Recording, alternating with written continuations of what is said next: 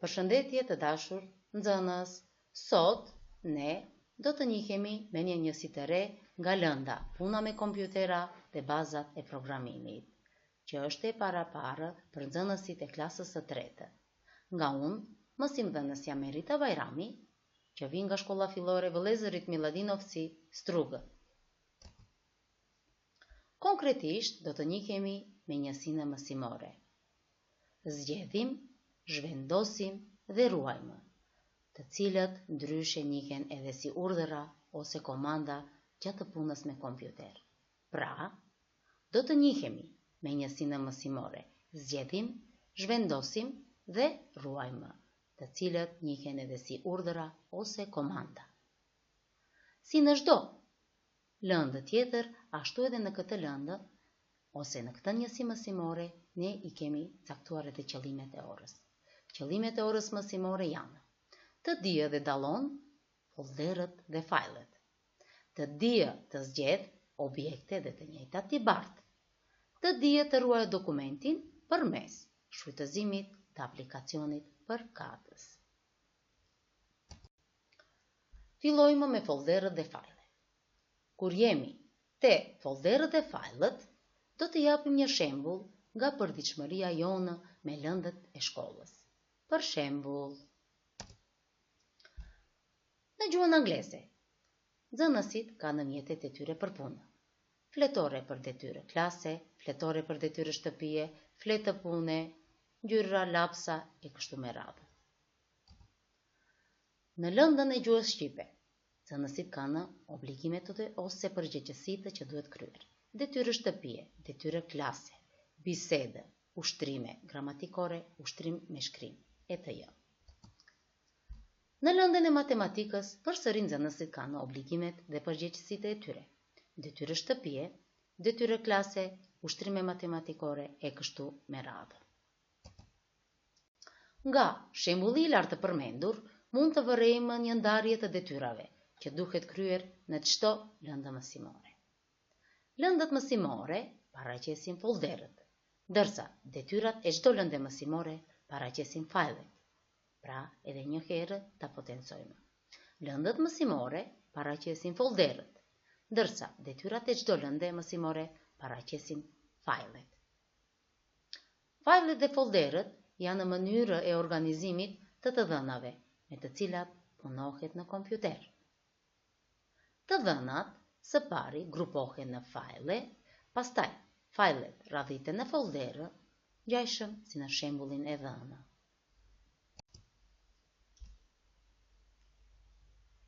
Vazhdojmë me folderët. Folderët janë dosje elektronike në të cilat grupohen dhe radhiten fajlet. Pra, të mbajmë moment. Folderët janë dosje elektronike në të cilat grupohen dhe radhiten fajlet. Kurse, fajlet janë grumbulli të dhënave të ruajtura së bashku në një folder dhe zakonisht njihen si dokumente. Pra, fajlet janë grumbulli të dhënave të ruajtura së bashku në një folder dhe zakonisht njihen si dokumenta. Që më mirë ta kuptojmë definicionin e folderëve dhe fajleve, poshtë kemi të paraqitur një fotografi. Në këtë fotografi, ne kemi të paraqitura dy folderë. E kemi hiezuar me klikun e majtë njërin folder në pjesën e majtë, kurse në anën e djathtë na janë paraqitur fajlet. Pra, në anën e majtë kemi folderët, kemi hiezuar njërin folder, kemi klikuar në njërin folder, kurse në anën e djathtë na janë paraqitur fajlet që janë në pjesë përbërëse e folderit. Pra, fajlet pjesë përbërëse e këtij folderi. Vazhdojmë më tutje me aktivitetet me folderë dhe fajle. Pra, aktivitete me folderë dhe fajle. Të punuarit e drejtë me folderë dhe fajle është me rëndësi për ruajtjen dhe punën efikase me të dhënat në kompjuter. Prandaj, çdo shfrytëzues i kompjuterit duhet të dijë, të krijojë temër e folder, të lëvizë në për folderë, të hyjë, të dalë, të hapë, të mbyllë, të bëjë kopje të fajleve dhe folderëve, të zhvendosë fajlë dhe folderë, të fshijë fajlë dhe folderë dhe në fund të zgjedhë fajlë dhe folderë. Fillojmë më tutje, pra vazhdojmë më tutje me urdhërat zgjedhja, zhvendosja dhe ruajtja. Zgjedhja ndryshe njihet si selektim, që të bëhet një aktivitet me folder ose file, së pari duhet të selektohet. Pra, edhe një herë, që të bëhet një aktivitet me folder ose file, së pari duhet të selektohet. Selektimi bëhet me klik të majtë të mausit mbi folderin dhe failin. Pra, me klik të majtë të mausit mbi folderin dhe failin. Këtë më mirë mund të vërejmë në fotografinë që është paraqitur poshtë. Në fotografi kemi të paraqitura folder. Ne, me klikun e majtë të mausit, pra klikojmë në njërin folder dhe automatikisht a i hiezohet ose selektohet. Pra, kur klikojmë me klikun e majtë, a i selektohet. Pra, bëjmë selektim të folderit. Shkojmë me urdhërin zhvendosja.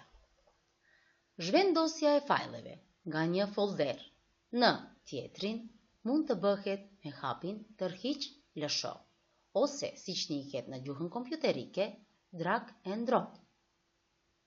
Edhe një herë, zhvendosja e fajleve nga një folder në tjetrin bëhet me hapin tërhiq lësho, drag and drop.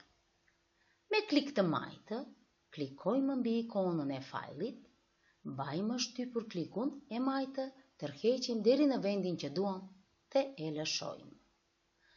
Me rëndësi të theksojmë që gjatë kësaj zhvendosje, kompjuteri bën kopjim të fajlit në lokacionin ose vendin e dytë.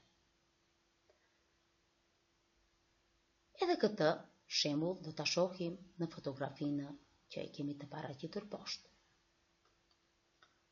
Në anën e majtë i kemi të paraqitura disa folder. Ne klikojmë me klikun e majtë mbi ikonën ose në folderin, mbi ikonën e fajlit. Klikojmë mbi ikonën e fajlit, mbajmë klikun e mausit shtypur dhe e tërheqim si në me vijën e kuqe që është paraqitur dhe e çojmë në folderin që dëshirojmë ose në lokacionin e duhur, që ku e kemi të paraqitur, shihet këtu në fotografi. Pra, me klikun e majtë, pra klikojmë në ikonën e fajlit, e mbajmë shtypur klikun e majtë dhe e tërheqim derisa e çojmë në folderin që duam ose në lokacionin e duhur. Mandej aty e lëshojmë dhe ai automatikisht kemi bërë zhvendosje të fajlit.